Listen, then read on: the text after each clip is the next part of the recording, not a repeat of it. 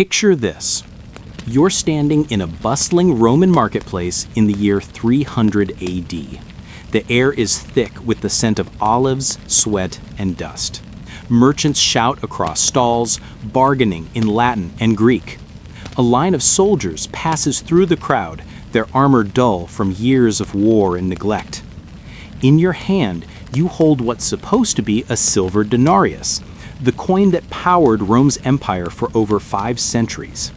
But when you bite down, your teeth hit copper. The silver flakes away, revealing the cheap metal beneath. Across the stall, the merchant lets out a bitter laugh. "That coin," he says, "it's worth nothing. I need a cart full of those just to buy a loaf of bread." You glance around. He's not exaggerating. Everywhere you look, citizens clutch bags of coins no one wants. Merchants refuse to trade. Prices double by the day. What once was the world's most stable economy now teeters on chaos. The greatest empire in human history is collapsing, not from barbarian armies or poisoned emperors, but from something quieter, something deadlier. Its money has died. And here's the part that should make you uneasy. The same pattern that destroyed Rome is repeating right now in America. Rome didn't fall because of invasion or scandal. Those were symptoms. It fell because the foundation of its civilization, its money, was corrupted, hollowed out, and finally destroyed. And today, we're walking that same path, step for step, dollar for dollar. For centuries, the beating heart of Rome's economy was a small silver coin, the denarius. First struck around 211 BC, it was nearly pure silver, honest money that carried the empire's promise of stability. It was the coin that built empires, funded legions, and paid for peace. A Roman soldier could march to the edges of the known world and still trade that coin for bread, wine, or armor. It wasn't just metal, it was trust, minted and stamped with Caesar's face. To believe in the denarius was to believe in Rome itself. And for a while, it worked. The empire expanded. Roads stretched from Britain to Egypt. Ships carried grain, spices, and gold through Mediterranean ports. Rome became the financial center of the world. But empire is expensive. Glory demands maintenance, and Rome's glory was vast. Every road, every aqueduct, every fortress and legion carried a price tag. By the 2nd century AD, the bill was coming due, and the treasury was empty. It started with a quiet decision, the kind that seems harmless at first. A Roman official enters the imperial mint. He holds up a gleaming coin and frowns. He says, "What if we mix in just a little less silver? No one will notice. We can mint twice as many." The idea spreads like wildfire through the corridors of power. More coins mean more spending, more soldiers, more stability, at least on paper. The illusion of wealth without the pain of taxation. It's an ancient form of political magic. Under Emperor Augustus, the denarius was 95% pure silver. By the time of Emperor Caracalla, it was around 50%. By Gallienus's reign, barely 5%. The coin still gleamed when new, coated in a thin wash of silver, but the people weren't fooled for long. They could feel the difference in their palms. They could see it in the markets. They could taste it, literally, on their tongues. Confidence broke. Prices soared. Merchants demanded more coins for the same goods. Soldiers demanded higher pay just to keep up. And the emperors, desperate to hold the empire together, simply minted more. It was a death spiral, and everyone knew it. Between 235 and 284 AD, Rome nearly tore itself apart. A weary soldier sits beside a campfire on the Rhine frontier. He counts his pay, a handful of dull, thin coins. He says, "Last year, this bought meat. Now it barely buys bread." His commander stares into the flames. He says, "Then take what you need. The provinces are rich." That's how loyalty died, coin by coin. Civil wars erupted. Plague spread. The frontiers collapsed. In 50 years, Rome saw more than 20 emperors rise and fall, most murdered by their own guards. But behind the chaos was one invisible enemy: worthless money. Farmers fled their land because it cost more to farm than to pay taxes. Merchants closed their stalls. Trade routes disintegrated. And as silver vanished from coins, trust vanished from Rome itself. Inflation became a way of life. A loaf of bread that once cost a single denarius might cost 100 by month's end. The empire's social contract, the unwritten promise that money had meaning, was gone.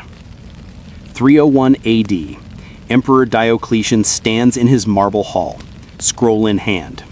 The price of bread, he declares, shall not exceed 2 denarii. The price of wine, 4. Any man who charges more will die. His scribes hesitate. One finally whispers, "But sire, what if the cost to make the bread is more than 2 denarii?" He glares. Then let them bake it cheaper. Within months, markets vanish. Bakers close their shops rather than sell at a loss. Trade moves underground. And a black market, fueled by fear and distrust, replaces the public economy. It's the same mistake every empire makes, believing laws can force people to trust money that's already lost its soul. A generation later, Emperor Constantine tries to rebuild what's left. He introduces the solidus, a gold coin of stable purity. For a brief moment, it works. Gold revives commerce. Soldiers are paid again. The empire breathes. But it's too late. The West is hollow. The empire's heart has already stopped beating. When the Visigoths finally sack Rome in 410 AD, it isn't the death of the empire, just the funeral. The real death happened decades earlier, when faith in its money died. History didn't stop there. It never does. Rome's pattern became the blueprint of every failed currency since. After World War I, Germany printed marks by the billions to pay its debts. A German mother pushes a wheelbarrow full of cash through the street. By the time she reaches the bakery, the price of bread has doubled. She dumps the marks on the counter, and the baker sighs.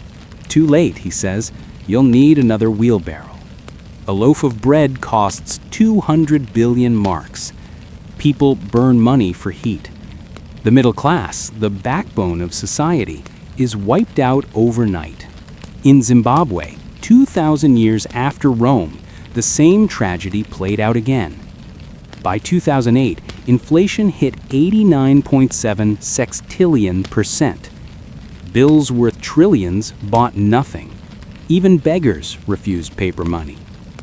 Each time, rulers thought they could cheat reality. Each time, the people paid the price.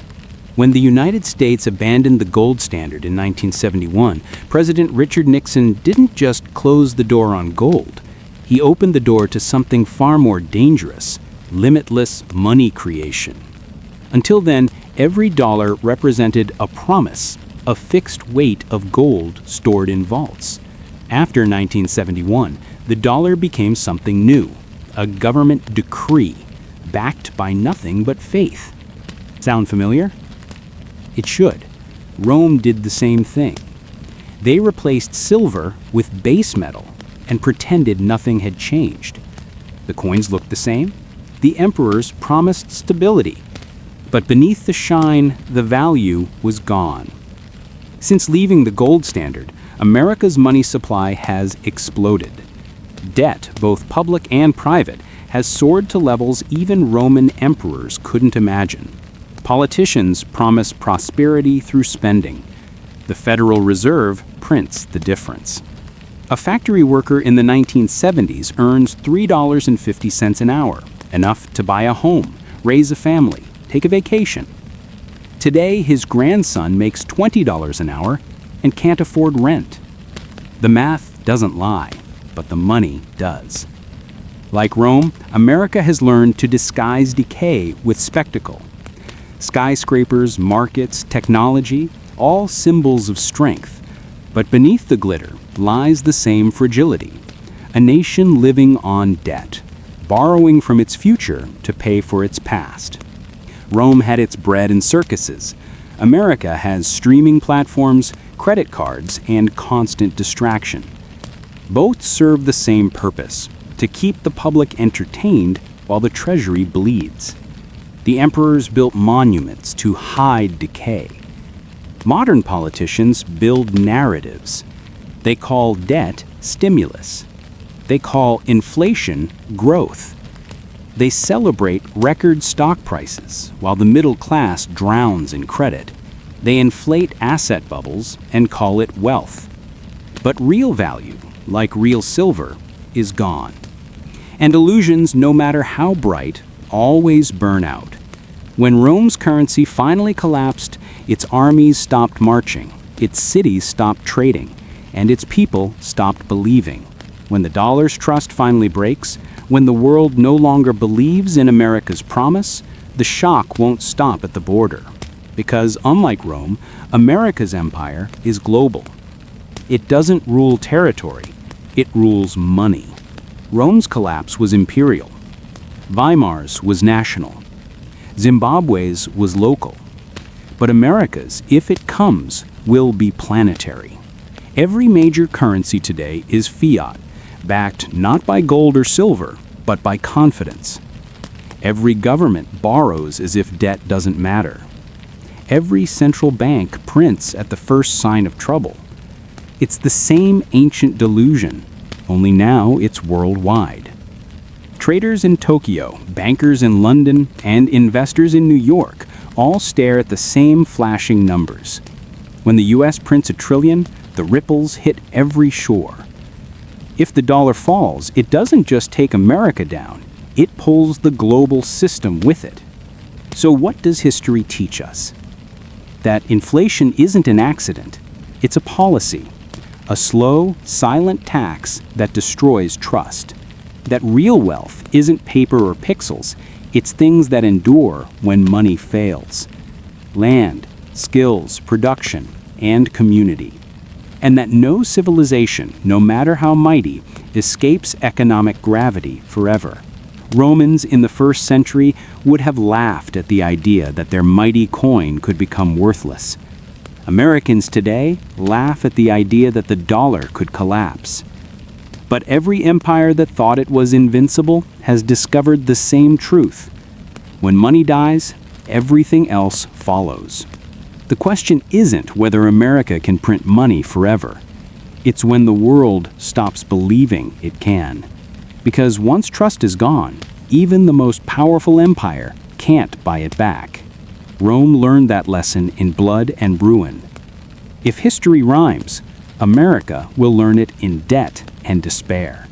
A global military stretched thin, a political class addicted to spending, citizens distracted by comfort, and a currency quietly dying from within.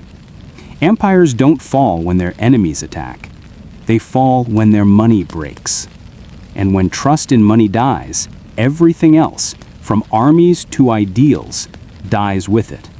If this made you see history differently, subscribe. Because history never stops teaching, but most of the world has stopped listening.